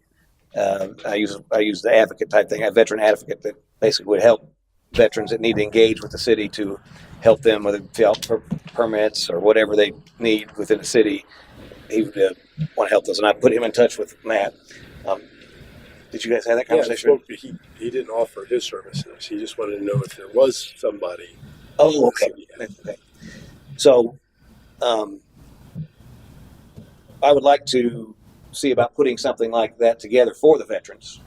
Okay, and again, that we could probably put that out there and get people in touch with that so that we would have somebody to help veterans. A lot of cities do that. I think you said the county actually. Well, most cities refer veterans to the county entity service. Yeah. Okay. Veteran services. Well, maybe. And do we have? So if somebody comes in, it's a veteran. Do we redirect them to the county service? Or maybe that's just depending upon what their issue is. Okay. But so we have a contact the county. We can get them plugged in if they need help. Right. That's true. Okay. All right. So maybe that's good enough for that. The other thing I wanted to talk about in some of the conversation I had, especially given the climate that we're in, with people that are substantially damaged and the information that's out there and confusion and whatnot, is that we could, and I think this would be good going forward, if we create a building development services facilitator program. I don't want to use the word advocate program because what we don't want somebody necessarily advocating for someone.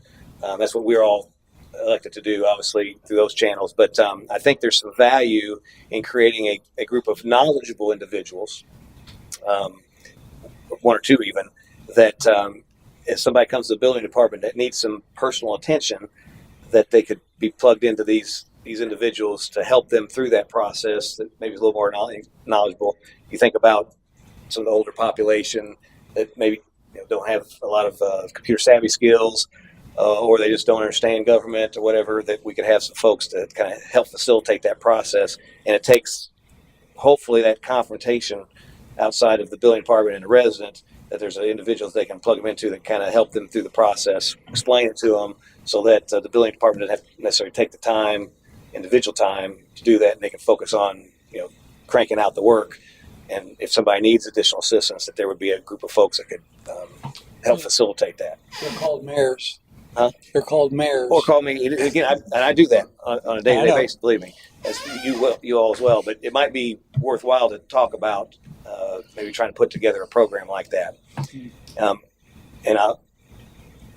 Is there any thoughts on that? You guys think that's a total whack idea, or? No, I talked to him too, and I thought it was a good idea. I've talked to some people. I got friends. I've talked to some people. But if you have some people want to volunteer for something like that, that would Yeah, be it's great. basically a group, and the building department would have this list of facilitators that they would get it plugged into here. Reach out to one of these folks on the list, and they can help you through the process. Any retired contractors or something? I don't know. This is Yeah. the first I've heard. Yeah. And so my thought on that is there would be some amount of training. Some people are knowledgeable because they've gone through it and whatnot, but I think there'd be some limited training that if you're going to be a part of this program, that you'd get, a couple training classes with staff on what paperwork is involved for different things, and It'd then be up to Tony. They'd be on the same page with him. Obviously, is what would happen. right. They would really be an extension of the building department just to Correct. help facilitate things. Right. So obviously our building department is skeleton crew, right? And so if we had some residents that were savvy in that could help, it might help move things along and take some of the administrative load off of the building department.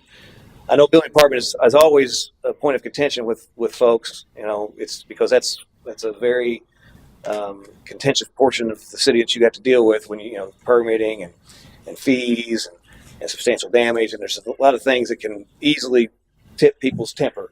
And if we can go above and beyond and kind of plug people in that can help migrate that what's the word I'm looking for? Navigate through that. Yeah, navigate through that process. It might be beneficial to both the city and Why I the wanted to put like a manual I've presented to some. Step 4, you actually have a phone number And in the manual, you can have a phone number contact of those people. Yeah.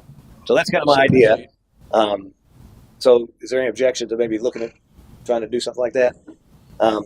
Second part of that, I'll come back to. I attended a leadership class, Florida League of Cities, last week, and it's very good class. It was one day, and there was a couple of keynote speakers. One guy was from Jamal Sowell. He was U.S. Marine Corps Afghanistan war veteran and former Florida Secretary of Commerce, and he kind of gave some leadership points from the Marine Corps aspect of it. And I wish I would have snapped a picture. I'm waiting on the stuff to come back to us, but there was some things that the Marine Corps has that their leaders kind of follow, kind of marching orders, if you will. It's good information. But the real benefit for the meeting was the second half of it, where we had a municipal mindstorm, and it was facilitated by Dr. Scott Payne, and there was 5 topics that let me pull them up here that we could vote on, and one of the ones I've focused on was number 4, fostering civic responsibility. Many municipalities report that their constituents have little interest in helping make their city run, whether through service on a board or active participation in community initiatives. How can elected municipal officials motivate and inspire the residents to take a more active role in their municipality? And I thought that was something very beneficial that we see in our city. Because we're small, we don't necessarily get the participation that we would like. And so that was one of the ones I voted on, as well as others. And so that was one of the ones that actually got selected to go through the process. And there was 3 tables that were set up for that, and we all rotated through those tables. One, we identified things, we brainstormed to see what things we could come up with that would help foster that civic responsibility. And then we moved to the next table, and that table, we took what was there and we kind of whittled it down to focus on a couple of those. And then the third table was to identify the opportunities they provided, as well as the drawbacks, if you will, what are hindrances, roadblocks to that, making those things happen.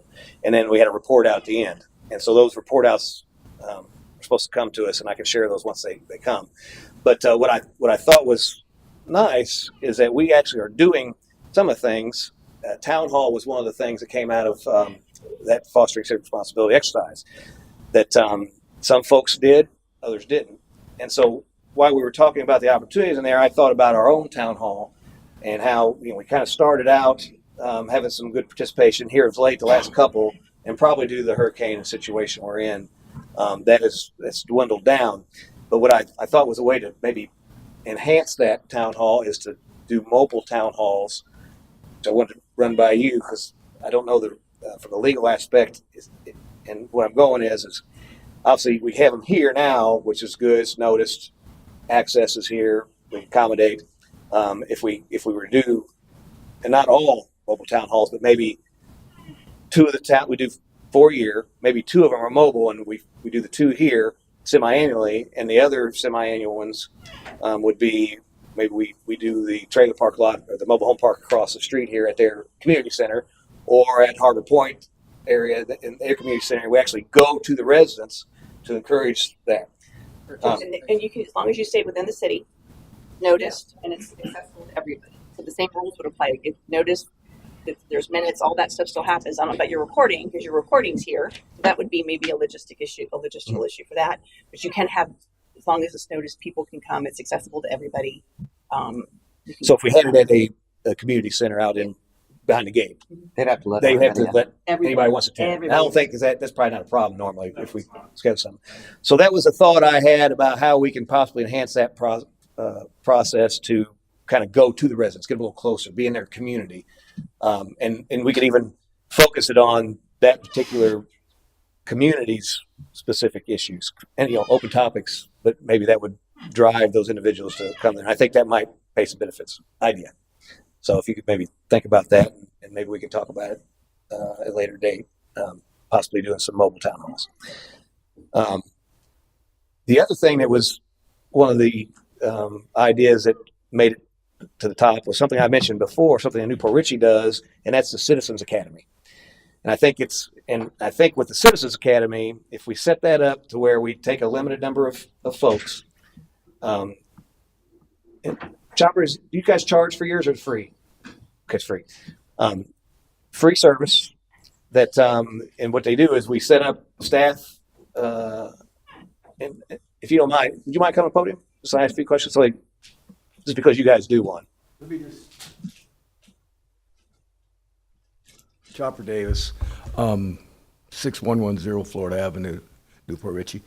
We have, it's, I think 8-week course. They come every Wednesday for about 3 hours, like 6 to 8, 6 to 9. And they have a different department that they work with every week. Sometimes it's 2 departments. Okay. And 6 to 8 weeks. Yeah. And that might go along with what you were talking about earlier as far as the building department. Right. And I was leading into that. And so the idea is if we provide that training, and then of that, what you have is you cultivate potential future involvement by those citizens because they're aware and they're plugged in and they want to participate more. They run for council, what have you. They start to learn about city government and all that. And I think that's a good program that could help spawn more citizen involvement. We have 12 to 24 people, max. At least 12, otherwise we don't have the course. Yeah. And we try to do it twice a year, but we usually end up doing it once a year. We did it twice the first couple years, but now it's usually once a year. Yeah. Do you guys fill that up normally? Or well, as I said, it varies from 12 to 24. So you don't have a defined cutoff? No. We have a defined cutoff of start of 12 and end of 24. Okay. So, we can start relatively small group.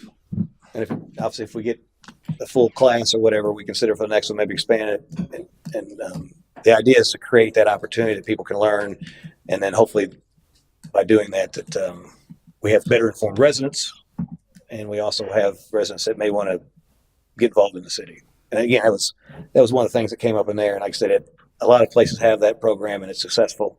I'll see you guys. Go along with your attorney too. It's open to the public and because it's also advertised. So the first meeting's all the council's there and city manager. So there might be a lot of questions that, are sunshine for lack of a better term. So it's broadcasted and open. But those individual sessions, they don't have to be public. Yeah, 'cause you They guys- just signed up as class or whatever. Yeah, they'd be with the building department or Yeah. police department, whoever they're with that week. And so, that involves staff time, which nobody likes additional duties or whatever. Matt's time. Huh? Matt's time. Met time. Specifically Matt's time. But the thought is if we were to entertain that, and again, I would encourage you to go back and have you ever done this at any other? Yeah, I have. Oh, I know exactly what it takes. Okay, so you're well versed in that. Oh, yeah, yeah. So the thought is that in the end, it would hopefully help with the time. I don't know if that's the case in your experience, that as you had that program, you actually saw less time working issues in the back end because you had more informed residents. Again, I don't know, but the goal would be obviously the better informed people, less problems going forward. So,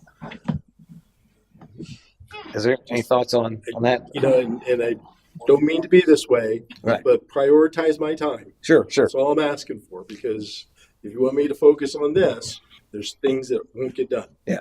Right. So when you come up with these ideas, Right. The goal is not to overwhelm, and this doesn't have to be right now, tomorrow.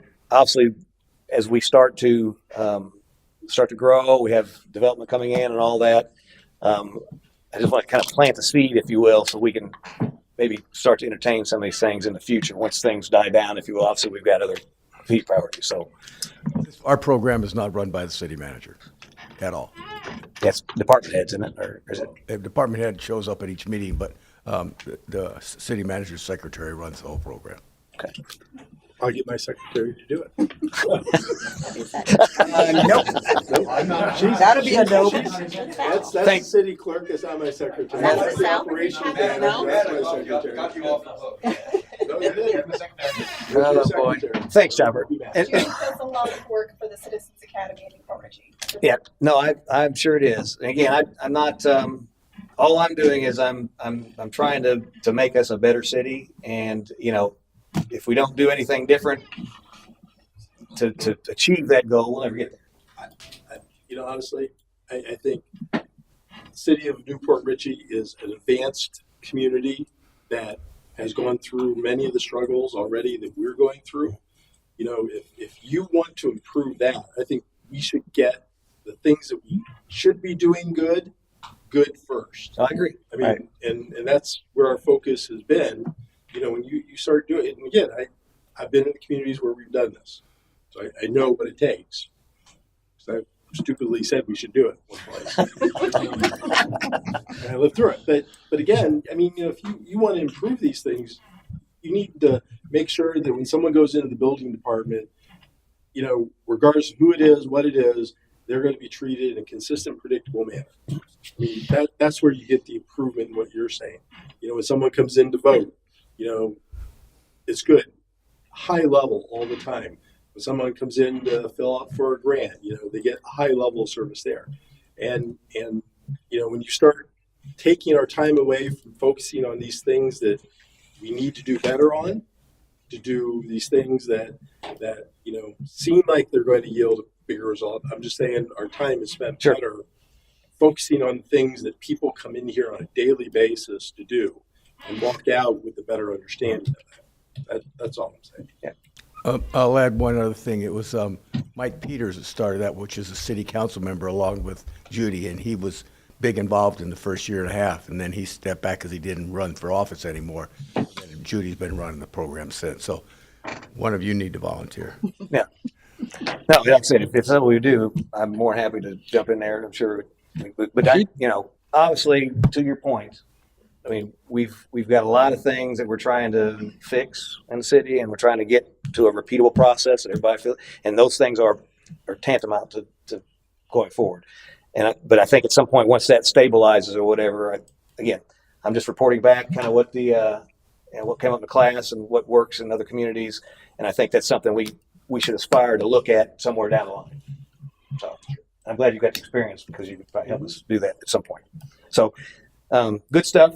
Obviously a lot of stuff when you go to these trainings and whatnot, it's pie in the sky stuff. You get the realities of your own specific municipality when you go back to. But it was good to see that, one, we're doing some things to try to do the engagement, and there's some other stuff that's out there that we could possibly do as well.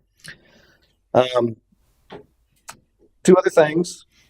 I'll start with the Zelle conversation. So I mentioned earlier when we talked about the portal and how it charged a 3% fee to take those payments. So the city has the ability to use Zelle, which, if you're not familiar, that's a peer-to-peer payment from bank to bank that there is no fees involved. So if somebody wanted to transfer money to the city to pay a water bill or to sign up for an event or whatever, it comes right out of their bank account, comes to us. When the finance director reached out to the bank to find out what we would need to do that, and there's a little bit of a snafu involved, and our bank is PNC currently, and the way that they do it is that you have to have a debit card instantiated in order to use the Zelle service, because it's attached to a PIN number, and so that puts a debit card out there that has potential to go to ATM and pull out, right? In conversations with the bank, there are ways to mitigate that from being a problem. They can basically reduce the withdrawal limit to $1, which effectively makes it useless to pull money out. So it just at that point, it would basically give us the ability to have Zelle, and we could possibly integrate some internal payments like that would not upcharge the resident. So I want to see what you guys thought on that, because there is obviously some risk in that and having a debit card. And I don't know if Adam, is there any? How often will we use that? You would use it. Huh? You would. You just have to have it in order to have that service. I know, but how often would the citizens use it to pay something here? Well, it depends on what we were doing, right? I mean, if we had the capability, we could possibly use it more. I will say, For what? That's what I'm asking. For what will we use it for? water bill events. Do you have a comment? We already have ACH payments with our water. Right, you set that up separately. Yes. Because that's not necessarily water, but any payment that whatever building department fees or whatever, they could transfer the money that way. They write a check, I think now, but they could. Every now and then it's a credit card. Credit card, and we have the upcharge on that. So, there's. I forgot about that. From a city perspective, it doesn't really do a whole lot because we're not paying the fee, but our residents have to pay it. So the more opportunity we have to lessen their load, the better. So that's an opportunity out there that we could probably expand upon. It kind of came up from the events, because if you're going out to buy a couple of Mayor's Ball tickets for a couple $100, you're going to have 3% on top of that, and you're paying more. It's just going to a vendor. Whereas if we had Zelle, we could have implemented that, and people could just transfer the money, and just to be more facilitative of payments and mindful of everybody's pocketbook. The opportunity is there. I wasn't considering the building department. I was just thinking, what is there really? There's not really that much, but yeah. And there's also, like, when we have events where we have food trucks out for like 4th of July, they pay a vendor fee. And It would be convenient to have. What does Adam think about it?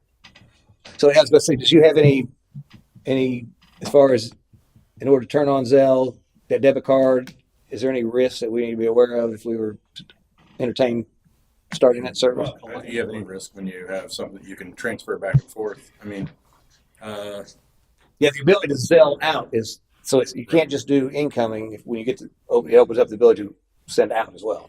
so, and the debit card, even if you put $1 on it, if somebody got a hold of it, they can go swipe it anywhere. They can buy stuff with it. I mean, it's not going to stop it from being used, so you have that liability. Just I mean, if you were going to use it for something quick like this, I don't think it's a bad thing, but I mean, I asked the lady at the bank if it was a good idea for us to use it on an ongoing basis, and she said no. That was her answer to me. So, but I work at y'all's pleasure, so yeah. So it's Is there any other cities that use it? I can tell you my informal poll is that there are none that I know of, and none that my firm represents that we know of that are using it because of the concern. There's one of the things some safety issues. I don't mean to interrupt you, but one of the things we pay every month to have what we call positive pay, and we actually just added to our ACH where it has to. So that actually may be a problem too, because when you're starting to push stuff through, unless we go ahead and prove it, we'd have to do that'd be a constant thing we do every day. But also, it's that fear of just having people draw in and out. We give our bank account number to anybody. Some fool could pull any money they want out of there. And again, the debit card it just opens us up for more liability. I think that we really Someone has to accept it too. Who would be responsible for that? Yeah, well, if we were entertaining doing that, it'd obviously probably be locked up in a vault or whatever. I mean, the city, y'all have credit cards now. Staff makes purchases. I don't think. To me, that's not the concern. That credit card, because we can lock it away and nobody will ever see it. I just, and I'm very conservative, and I never like to be the beta on anything. Mm-hmm. I like to be further down, and so I think if you're interested in looking at this, I would want to find other communities that are actually doing it, because if no one's doing it, there must be some reason why no one's doing it. Because again, there's a lot more communities farther advanced than us, and maybe it's just they never thought of that idea. and so we could be the first. That'd be great. I would want to do a little more research to make sure that there isn't something that we're not thinking about that exposes the city and potentially the money we have to a liability. Yeah. Well, I think too, I have never, since I've been here, or in any other city I've been in, anyone complained to me about the 3%. I think it's one of those things like tipping. It's just one of those things. So when we tell them there's a 3% charge, no one says, "Oh my God," they're like, "Okay." I mean, so I really haven't had anybody complain enough to say, "Okay, this is something we need to look into to waive those fees or anything." I mean, I get it. I mean, I don't like to pay 3% either, but like I said, it's nothing that's been brought to my attention. I get yelled at a lot for other things, but never for a 3% charge. So, Comments? None. Okay. You guys are tough tonight. Okay. And the last thing that I want to bring up is so our Microsoft license from a council perspective is a G1 license, which means everything that we do has to be in the web thing. So that's why if you pull up a file here or whatever, you have to be in the web browser in order to open your Word and all that, because our license doesn't allow us to have desktop things. And what I found out, and ever since we switched to this new system, I can't use my home Outlook to get my email. I have to either go out to the web version to do it, or I can do it on my phone, but I can't use my own Outlook that I have at home because of this G1 license restriction. So I'd mentioned to Matt, and he's going to look into seeing if there's, because unfortunately there's no step between the G1 and the G3, which the G3 was what staff has. It's another $243 a year per seat, roughly.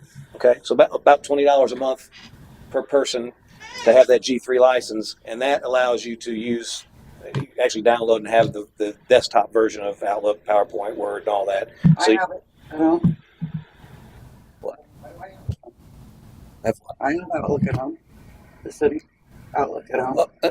In the web browser, you have to go to the Outlook.com to view it. It's not on your desktop because you can't connect your desktop Outlook and pull down your email. You have to go and look at it in a web based. Okay, well, I don't know. I don't even know what that all means. I just know I get it, and that's all that matters. Yeah, we all get it. And I was getting a little more technical than I wanted to. I get it with Google. You can't pull down your city email to any application on your device. With my, I sign into it. It comes right into mine. Right, because it has your regular one or the city one. You understand the difference between an application on the actual local application as opposed to a web application, right?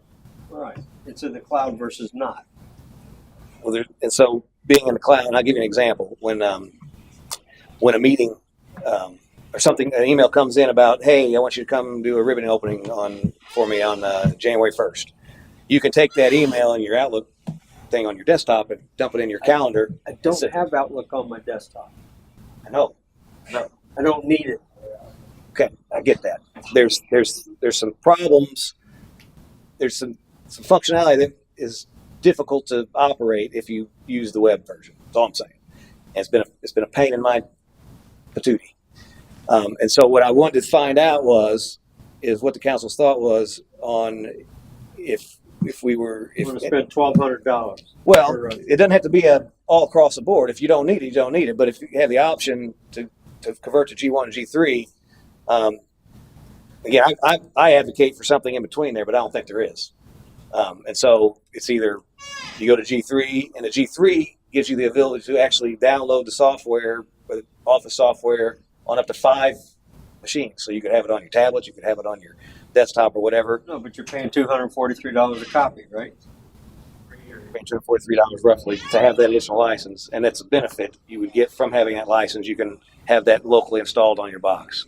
Again, I have all these things already, but I cannot use my Outlook to attach to my email. And so the only way I can do that is if I go to G3 license. I say no. Okay. We don't need that. You can look at it anyway, right? Okay, well, that's true. You have your phone with you all the time. And most of the emails I got to do on my thumbs, and it's a pain in the neck. And I do a lot. And so that's kind of... Is this Can what we're you gonna just- spend our money on from saving on paper? So no. Well, obviously, we're looking for, but there is a cost if you go digital that you need to be able to have tools to be digital, and we do to a certain degree. But again, I'm not saying that if you don't engage the way I engage, it's probably not a big issue. But it's a pain in my butt to have to. Well, That specific Outlook thing is. I had to give. You gotta give. We all gotta give a little. you can't open up Google and Google Mail and do it that way. Google Mail is web based. It's all web based. You understand that let's forget it. Not a big deal. No, I but just when I sign in, I'm signing directly into this server, yes. right? Do I have the ability to give the city $243 to get my license, or has to you take it out of my check? I mean, it's really not function. It's a small amount. I mean, if everybody, Well, you might be getting a raise anyway, so you just take it right out. I'm just trying to make my job easier because it's a real pain. And like I said, I put a lot of hours in, and I can't even sit at my PC and do anything because it's cumbersome. Not that I couldn't do it; it's just cumbersome. You have Microsoft on your. I have everything. I cannot use it. Outlook specifically. When I go to log in to get my email with my personal Outlook, it says I don't have the appropriate license. Right, but you can sign into the web browser like we do, right? Yes. And you can get everything there, right? I can read my email, yes. And I can respond to my email there, yes. But there's other things that you can't do. Like what? Integrate with calendar is it's a pain in the neck. Oh, the calendar. Yeah. Again, I don't want to. Yeah. There's differences, and it's cumbersome on the web. It's not. We got about 3 more hours. We could. I'm not looking to adjourn. I'm not looking to do that. Oh, I got. So. Gotcha. I just thought I'd bring it up if you guys were interested. I wish there was a way to do that licensing. I guess we can still look and see if there's a G2 intermediary. Would you already check? Okay, so it's either all or nothing, unfortunately. So I don't like that aspect of it, but it is what it is. So you can, it says here, if you use the government with Zelle, consider disbursements, and you can receive money from governments with Zelle. They are considered disbursements. So I was just looking into that. Yeah, no, I think it's an opportunity. That, again, we don't know if anybody's using it or not. Going back to Zelle, and then I'll take your motion. Is that from a Zelle perspective, because we're small, it might be something that we could do because it wouldn't be that big a deal. I would say a bigger city, it probably poses more of a problem than it does. Again, we have benefits from being small, and that would be something that we could possibly do. That's kind of what my thought process was. Let me ask the obvious question: has anybody asked to pay anything with Zelle at the city? No. Is that a no? No. Okay. I'm gonna close this. You think the city should run like a business, right? Right. Well, businesses do. Businesses have. Hey, I don't peer-to-peer run on Zelle. I do. Right. I write checks Right. and I put it on a credit card because once you threw it on Zelle, you have no recourse back to the bank or anything. So I use everything on a credit card for a reason. Yeah. I get statements, and I got leverage against the charge. Point taken. We won't entertain it.